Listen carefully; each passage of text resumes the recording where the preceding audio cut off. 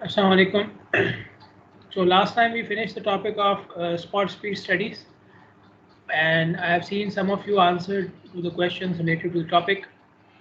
If you feel you can still not answer those questions, that means that there's a problem with you. If you feel you know the answers, you haven't posted them yet, go ahead and look at the answers from the others. If you like them, rate them. If you don't like them, post your own answer. Okay, so participate in that activity in the discussion board. It is for your own good. So next Sunday I will be posting the questions related to this new topic of travel time studies. So today, as I said, we are starting the topic of travel time. Before we do that, from the previous topic, uh, you know how to now collect the speed for your term projects. Okay, so the speeds which you are collecting are basically spot speeds. So either you use the app or take a short segment less than 1000 feet to collect the spot speed, and you do it in free flow conditions less than 500 vehicles per hour per lane, and then you collect the data in the field, you make the frequency distribution table which I have made, and then you only calculate average speed. That's it, mean speed. You will not do all the calculations which we did for the spot speed. You will only do the calculations for mean speed, and that's it. Okay, no further calculations are required. Okay, so now we are starting with the travel time topic, and this is from the same chapter, by the way. Spot speed and travel time and delay studies, all of them are in the same chapter, which is chapter 11. I just put them into another set of slides because this is a new topic. Okay, so some of the concepts which we have learned, some of the equations which we have learned in the spot speed chapter, in the spot speed topic rather, we will use them in this topic as well. Okay, because they are part of the same chapter. Travel time studies, how they are different from spot speed studies, because they involve a significant length of the highway. Travel time studies, sorry, for spot speed studies, we said the length should be very short, less than 1000 feet. But for travel time studies, it is longer. Okay, sometimes the whole segment, sometimes the whole highway, so all the segments of the highway, and sometimes it's the whole route. So it's a series or chain of segments which are from different highways. So a route is from origin to destination, right? Start to end of your trip. So for example, you start your trip from your house and you end up at a mall, or you end up in the office, or you end up in the university. So from start to end, you obviously you will not come out of your house on a highway and then leave the highway when you are at your destination. No, you will use multiple streets and highways to get to your destination. So a route may involve travel time taken along multiple highways and streets. Okay, so a travel time study is basically way longer than uh, a spot speed study. Okay, like longer in terms of length of the highway. Travel time studies are coordinated with delay studies. So you will have one study in which you take travel time as well as delay, or do the calculations for both of them.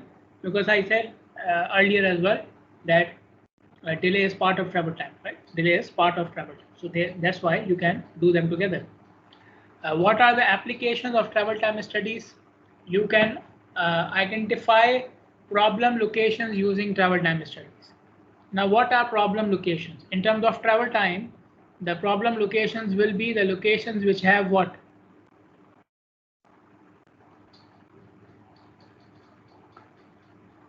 What highway locations will be called as problem locations in terms of travel time? The locations which have what? High travel time or low travel time? High travel time. High travel time. Okay, it makes sense, right? Locations which have high travel time are problem locations. You can use travel time studies to find out the LOS for arterials. LOS stands for level of service. LOS stands for level of service. It's like a grading system or a quality measurement system for highways. measuring the quality of traffic flow on the highways, we use LOS or level of service. So as you said earlier, problem locations are high travel time locations. So same goes with level of service as well. When level of service is lower or bad, that means travel time is higher. Okay, travel time is higher because of a traffic jam, because of an accident, because of construction activity, because of anything. Okay. Travel time is also used for traffic assignment models. What is traffic assignment? Traffic assignment basically means assigning trips to different highways or highway segments. Assigning trips to different highway segments. Now, assigning trips, like how many trips you will have on this highway segment as compared to other highways. So how should I assign the trips in terms of travel time? The highway segments which have low travel time would have what? More trips or less trips? The highway sections which have less travel time, lower travel time, should I assign them more trips or less trips?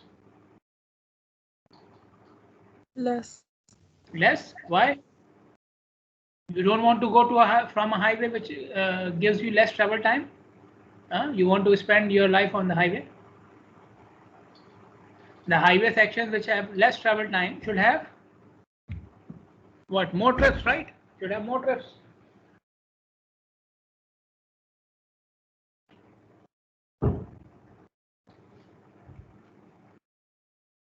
Okay, you are getting this logic? Okay, the highways which have less travel time should be assigned more trips. People like to go from faster highways, right? From faster sections. So they should have more trips assigned to them, right? So you assign the trips on the basis of travel time, and it's the other way around, right? More travel time will have less trips attracted to it. We are assigning the trips. Remember, we are assigning the trips. Okay, so obviously you will assign more trips to highways which are shorter and faster. Okay, because of the choice of the people. People make the choice, right? People make the choice on the basis of travel time.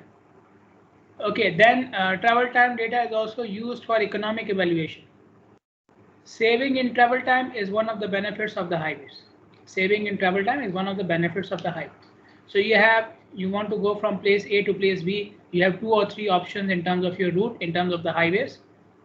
Okay, so you you have a highway which can take you there in 15 minutes. You can go by another highway which can take you there in 20 minutes.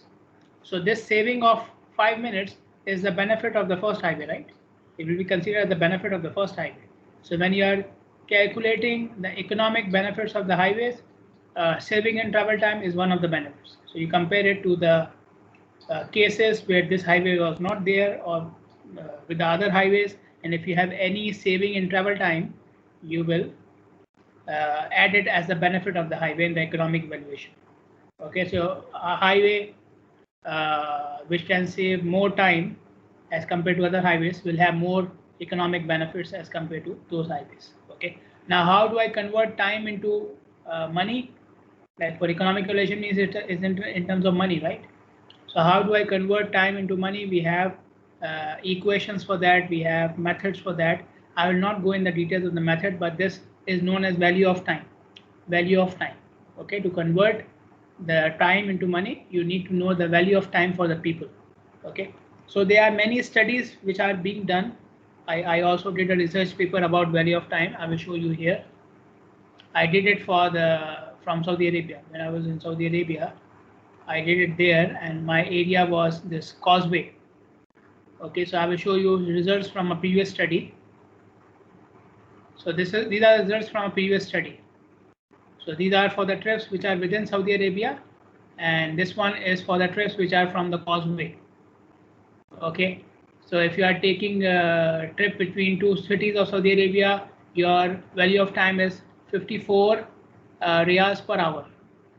If you are taking a trip for Umrah, then your value of time is 985 riyals per hour. If it's a social trip, then 15 riyals per hour.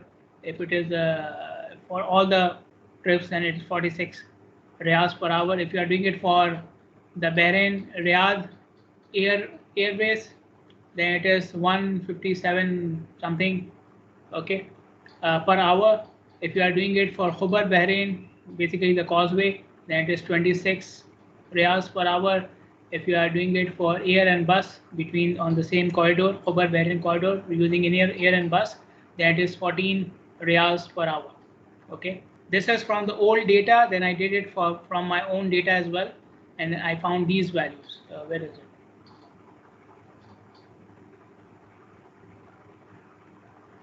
This value. I used two different models, so basically both of them are almost giving the same value, 161, 152. Okay, so like around 15, 16 BDs per hour, right? 15, 16 BDs per hour. So for example, somebody comes and he says, like they have been saying for so many years now, that they will construct a new causeway. So construction of the new causeway, for example, saves the travel time by half an hour. If the new causeway is constructed, the travel time will be reduced by half an hour. So you know, travel time for each traveler is 15, 16 BDs per hour. So the new causeway will save around 7.5 to 8 BDs per traveler in terms of time. Okay, in terms of time, obviously this is in terms of time.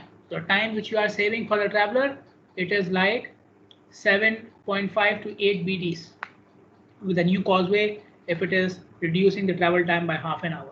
Okay, so this is just an example of how travel time can be considered for economic valuation. Then travel time can also be used for developing time contour maps. So tell me, what are contour maps? You know it from surveying when you were studying the topic of leveling. You must have read about contour maps as well. What are contour maps? Maps that shows the difference in level.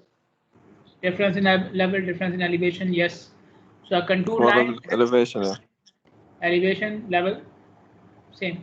Okay, so a contour map has contour lines, and each line represents a specific elevation. So the points on that line are for that elevation from the reference point. Travel time contour map is drawn with the same logic, but instead of elevation, we use the travel time. So travel time contour map also has contour lines, and each line is joining the segments which have the same travel time from our reference point.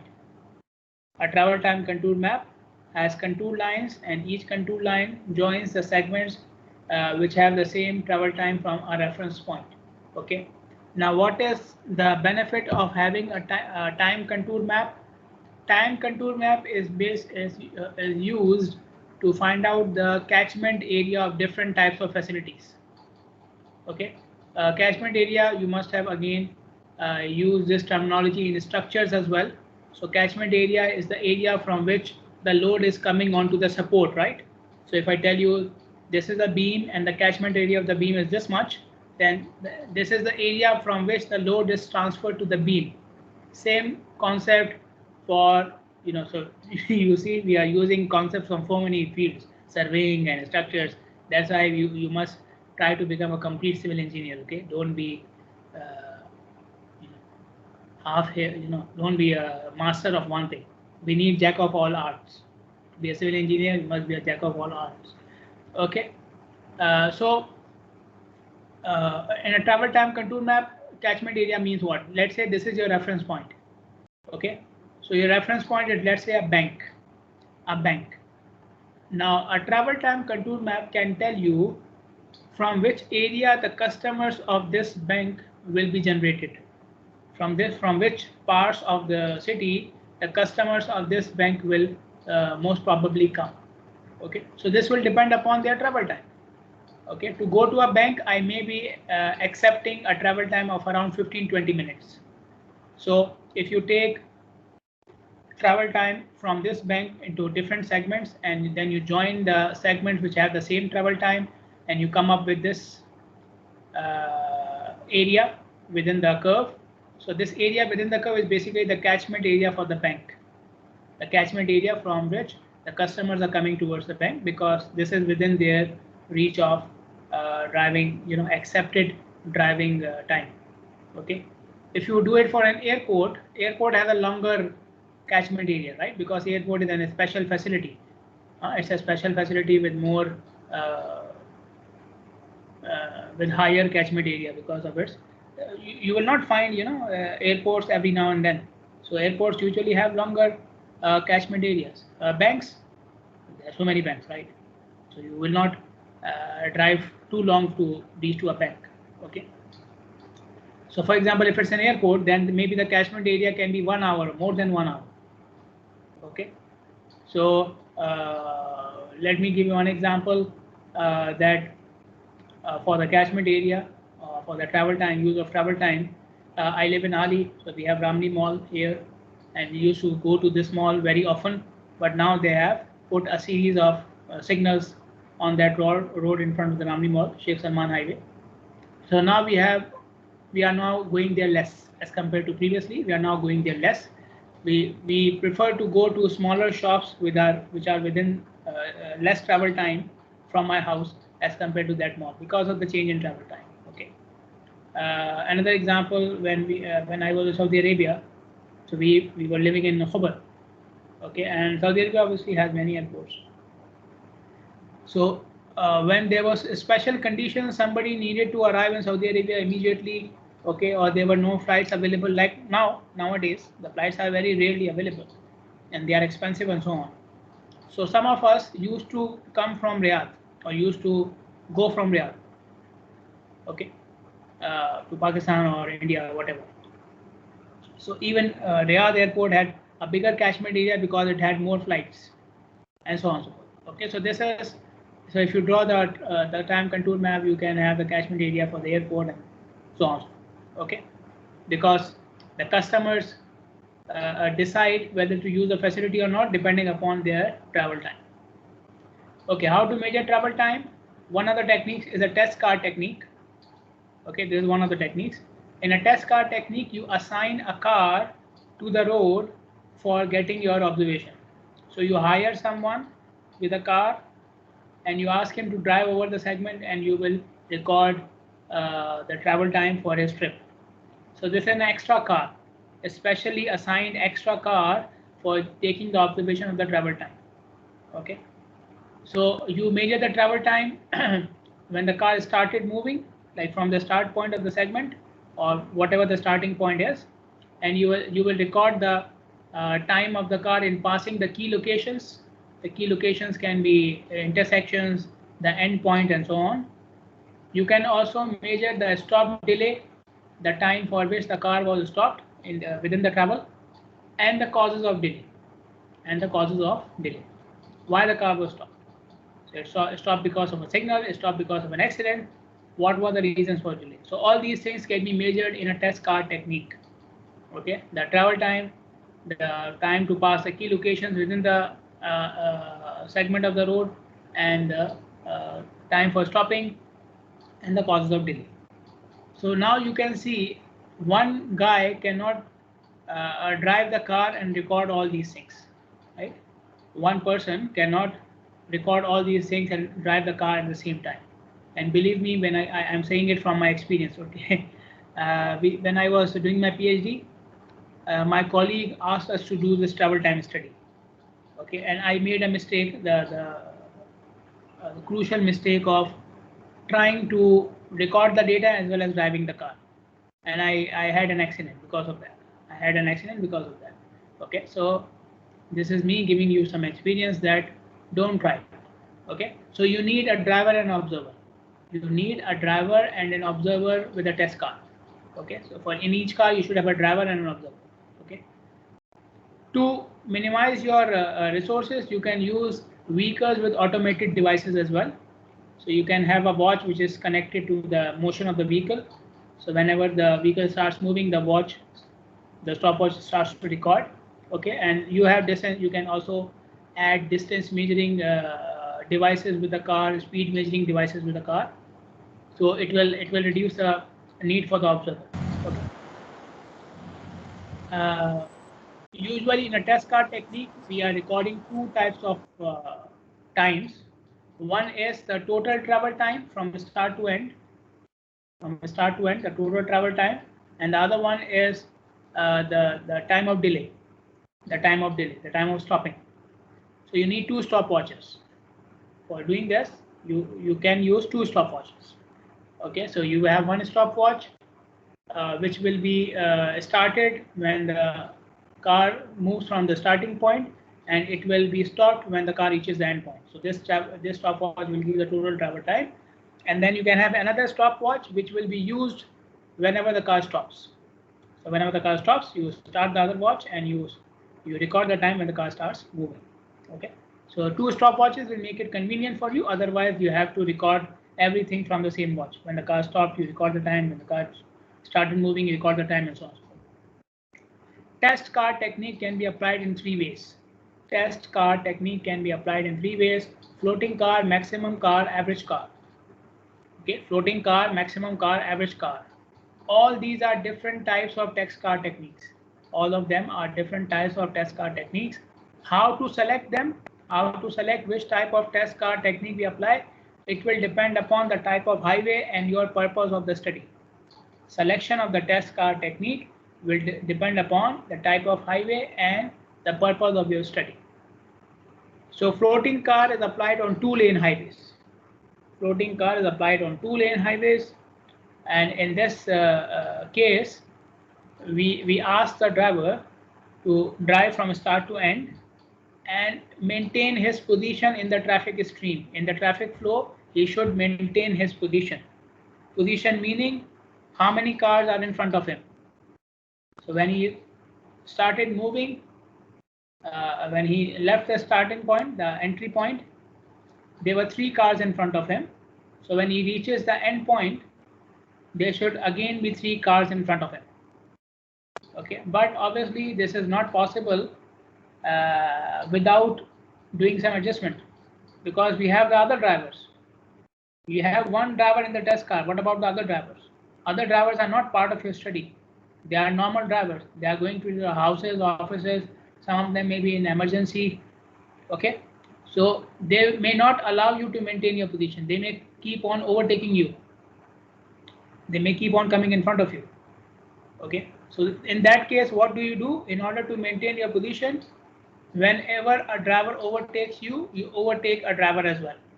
Whenever a vehicle overtakes you, you overtake a vehicle as well. Okay, and doesn't mean the same driver or the same vehicle. Somebody overtook you and he is going at 120 kilometers per hour, and then you are chasing after him. No, you will end up at his house and then he will beat you.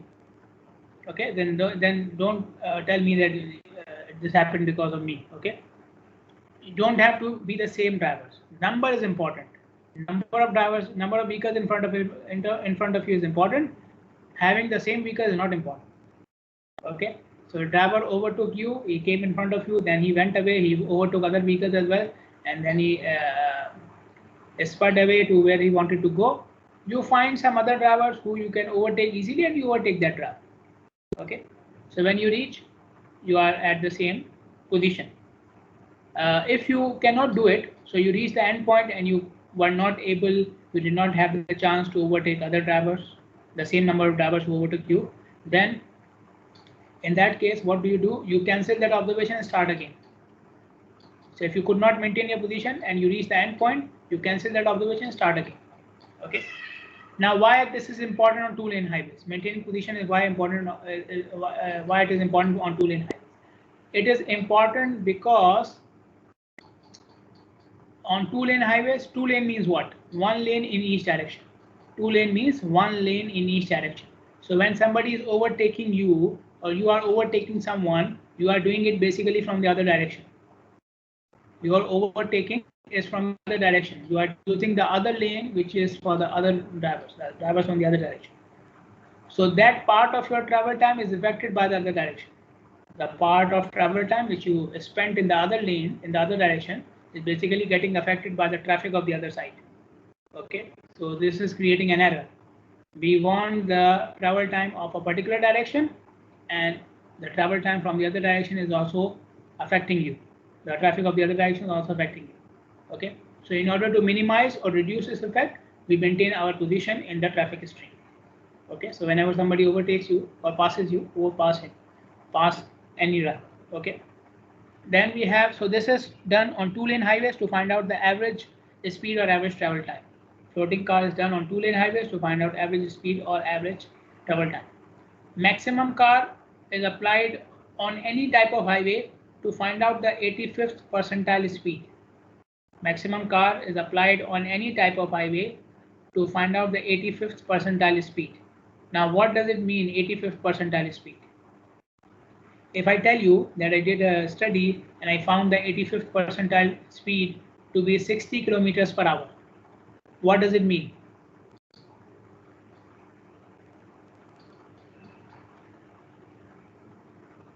Go ahead. 25% of the study. If I tell you 85th percentile speed is 60 kilometers per hour, what does it mean in terms of speed of the drivers?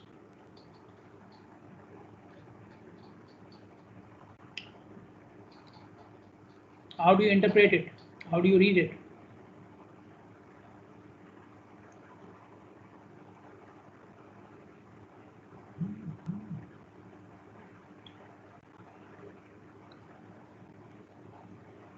I showed this to you in the previous topic as well, right? 85th percentile speed, so 60 kilometers per hour. What does it mean about the speed of the drivers? 85% drivers are doing what?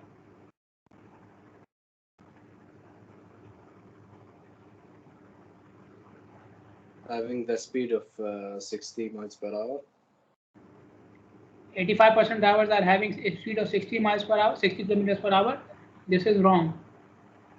Percentile means the higher value, the upper limit. So when I say 60 kilometers per hour, that means 85% drivers are driving at 60 or less. Percentile means the upper value, the upper limit. Okay. So whenever I tell you the value of any percentile, that means this value or less. The population is, or the drivers are achieving this value or less. So 85th percentile means the speed which will cover 85% of the drivers, the speed which is maximum for 85% of the drivers. Okay, so in maximum car technique, you ask the driver to go as fast as possible under the speed limit. Go as fast as possible.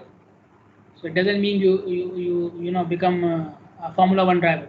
Okay, Formula 1 drivers are in the circuit.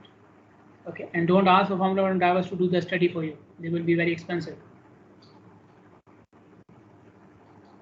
Ask a normal driver, okay, to go as fast as possible under the speed limit. So as fast as possible means he will take care of his safety. So if he cannot go faster, he will just go as fast as he can, and under the speed limit, so he cannot break the law as well. So he has to keep both these things in mind. Having safety in mind and having the you know, being under the speed limit, he can go as fast as possible. So he sees a slow driver in front of him, he wants to overtake him, he can. Okay, he can overtake any number of drivers he wants to go as fast as possible. Okay, so this will give you the 85th percentile speed. And when we discussed it in the previous chapter, in the previous topic, I told you 85th percentile speed is basically the upper limit for the reasonable drivers. So we said 15th percentile, reasonable drivers are from 15th percentile to 85th percentile, and 85th percentile is the upper limit for reasonable drivers. Then we have average car technique. In average car technique, you ask the driver to drive normally on a multi-lane highway. So average car technique is applied for finding out the average speed or average travel time on a multi-lane highway. Multi-lane highway. So floating car was for 2-lane, average car is for multi-lane. So you ask the driver to drive normally. Okay, like you ask him to forget that there is a study going on. He should drive like he drives on every day, like he is going from office to home or from home to university or something like this. Okay, so the driver will completely forget about the study. There are no restrictions on him. He will drive as he normally drives every day. So he can go faster. He wants to go faster, he can. He wants to overtake someone, he can. He wants to go slowly, he can. There is no restriction on him. He wants to change the lanes, he can. Okay, so it depends upon the choice of the driver. Okay, when you are using the test car techniques, the number of test cars is an important issue. How many test cars you should hire? Now, first of all, keep it in mind. For example, if I need 50 samples of travel time. Now, how do you calculate the samples? Using the same equation which I showed you for spot speed. Okay, you use the same equation which I showed you for spot speed for calculating the samples. So you want to collect travel time for 50 times. You want to collect travel time data 50 observations. So if I can hire 50 cars, then it will be easier for me. It will be more efficient in terms of time. I will finish my observations in lesser time. Okay, because I have 50 cars. I will assign. I will ask all of them to go simultaneously, and all of them will start and finish around the same time, and my observations are finished. So I will have 50 values in just a small amount of time. Other thing is you have only 5 cars, so you will ask 5 observations to be done simultaneously, and then each car has to do the observation 10 times, right? So obviously having 50 cars going simultaneously will take less time as compared to having 5 cars going 10 times again and again, and going 10 times one after another. So it will take more time. So having more test cars is more efficient in terms of time, but it has 2 problems. The first problem is resources. You need to own a showroom to have 50 cars assigned to the road, right? Okay, you must be someone in the ministry or something to assign 50 cars on the road. Hire 50 cars. Okay, so and with each car you need a driver and the observer. So 50 cars means 100 people. Okay, so you need a lot of resources to deploy more cars simultaneously. You need more resources in terms of cars as well as people.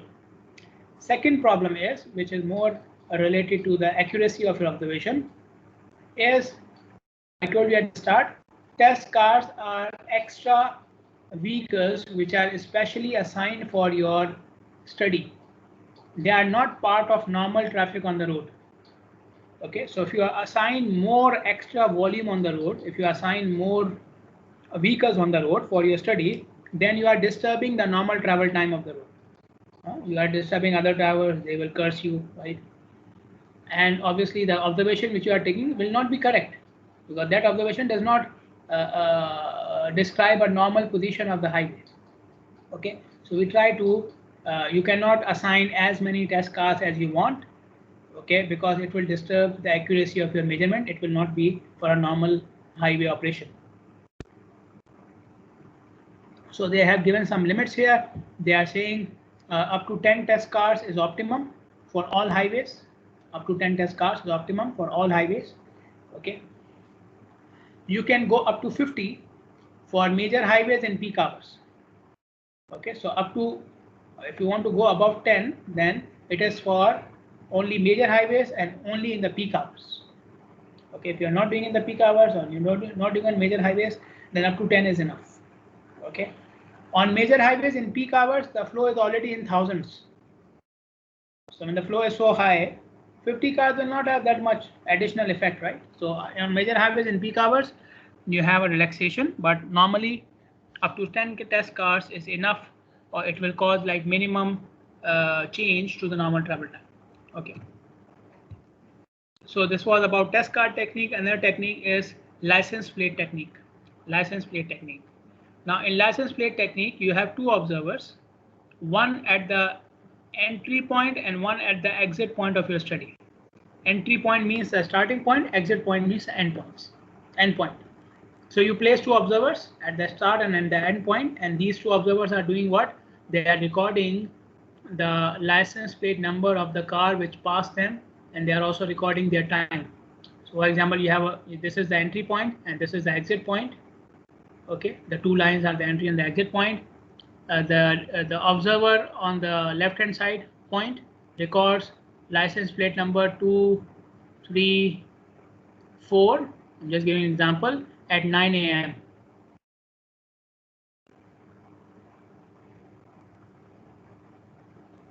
Okay, this observer also records the same car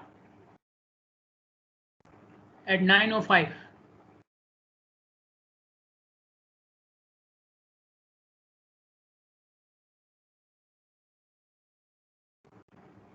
Okay, so now it means what? The travel time for this car was 5 minutes. Okay, so both observers record the data, and then you go to the office, match the data wherever the license plate numbers are matching. You can take the difference of time and find out the travel time. Okay, now the advantages of this technique compared to test car, two main advantages. First of all, you don't need many resources here. You don't need any drivers, you don't need any vehicles. Okay, secondly, you are recording normal travel time. You have not even added one vehicle in the flow of traffic. Okay, so the accuracy can be higher and the resources required is also lower. Okay, just need two observers, pen and paper, and a watch, and that's it. Disadvantages of this technique, again compared to compared to test car technique. In the test car technique, you are recording the time when the vehicle was stopped, the time when the vehicle moved from the key locations, and these things. In this case, you cannot do it. In this case, you cannot do it. You just know that the time when the car went from the entry point and the time when it reached the exit point, and that's it. So whatever happened between these 2 points, you don't know.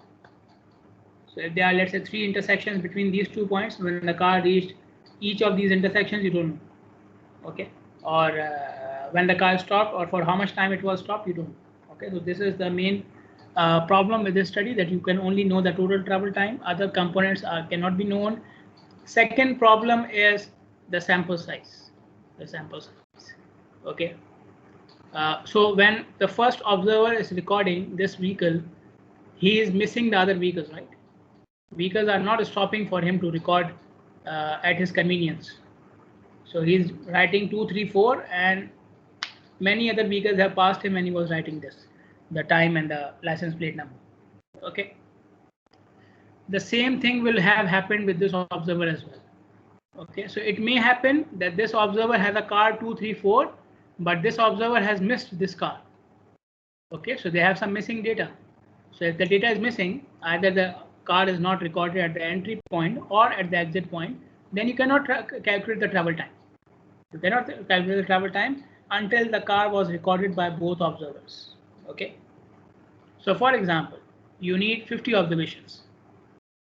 Observer 1 says I recorded 50 cars, license plate number and time. Observer 2 says I recorded license plate number and time for 50 cars as well. But it may not be enough. Maybe they have recorded completely different 50 cars, completely different. Maybe none of them is matching. It can happen. It can happen. It's very, very easily it can happen. Okay. So because one observer doesn't know what the other one is doing, right? So in that case, how do you fulfill the sample size? So in order to maybe have 50 observations, you may be taking 500 cars. You may be recording 500 cars by each observer, and then even then you are not sure how many of those 500 will match with each other. Okay. Even if you go with 50% recording of the data, say that each observer was able to record 50% of all vehicles which are passing him, still there's a chance that the other observer may have recorded 50% completely different vehicles. So the chance of matching, even with 50% data recording, 50% is a very high value, believe me. You are in the field, you are writing down these numbers.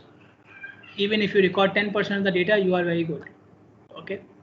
So 50% is a very high value. So even if with 50% recording of the data, the chances of matching is 50% of this driver, 50% of this driver. So eventually you are only, there's a chance that only 25% of them are matching. Okay, so your sample size, the sample size which you will achieve in the end with the matching may be much lesser than the number of values you have recorded in the field from both drivers. Okay, so this is an issue with the license plate technique. Other techniques for field studies of travel time, you can do the observation from a vantage point. What is a vantage point? Field vantage point.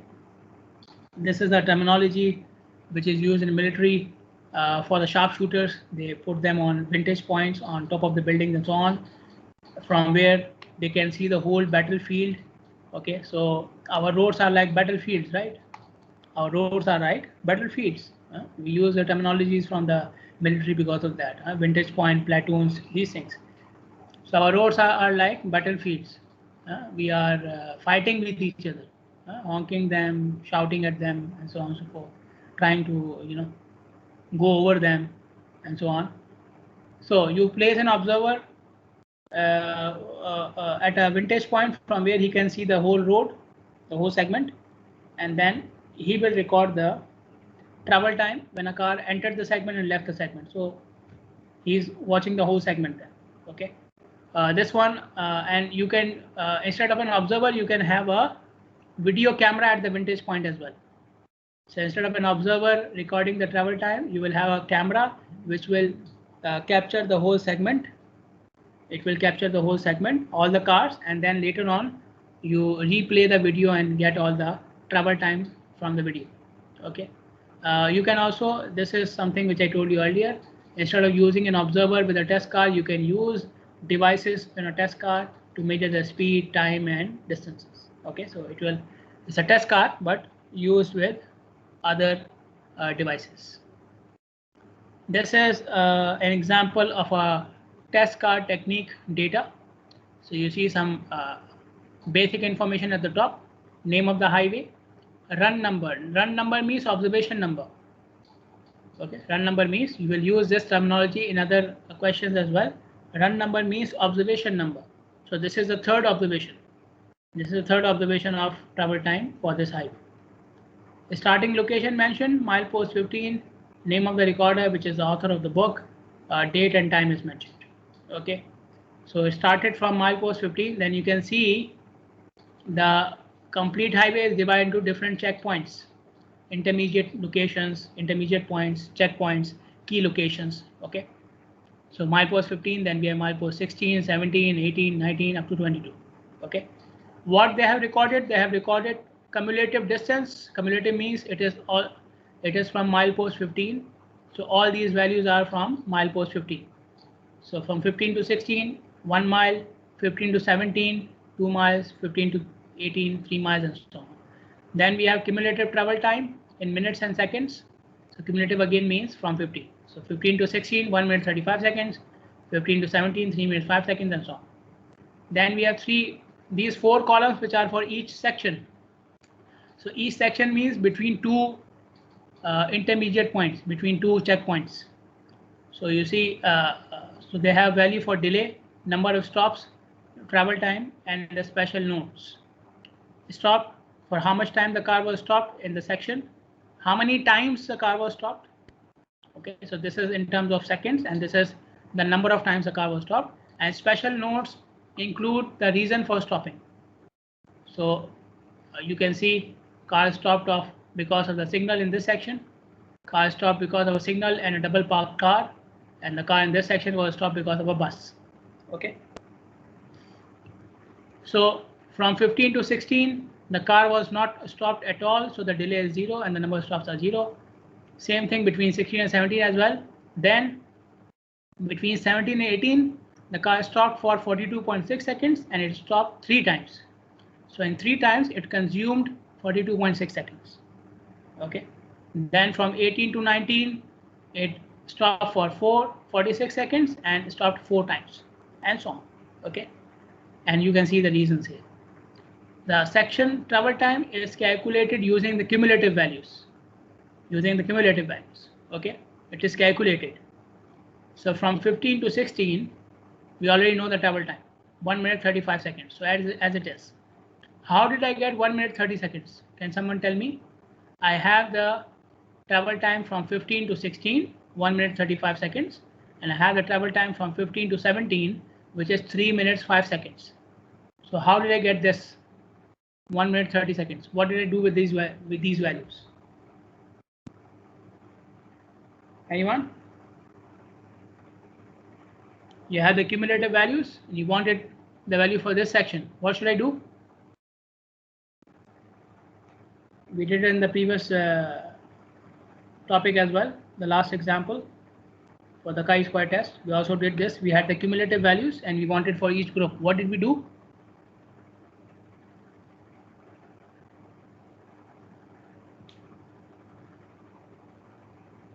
I want the value from 16 to 17. What should I do?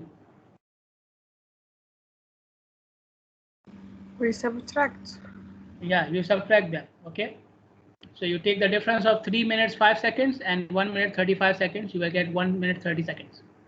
Okay. And then if you want from 17 to 18, you take the difference of 5 minutes 50 seconds and 3 minutes 5 seconds. You get 2 minutes 45 seconds and so on. So in the end, you have the total length is the cumulative distance from milepost 15 to milepost 22. You have the total travel time, which is 12 minutes. Total stop delay. So you add all these values, you get total stop delay 88.6 seconds, 42.6 plus 46 plus 6. Total number of stops 3 plus 4 plus 1, so 8. Total travel time, obviously you add the travel time of each section, you should be getting the cumulative value again, right? This should match. The calculations are correct, this should match. Okay, so in the next class we will do some more calculations related to travel time. Okay, I don't want to leave it in the middle, so we'll do the remaining calculations, or we'll start the calculation next time on Sunday. So on Sunday you will be looking at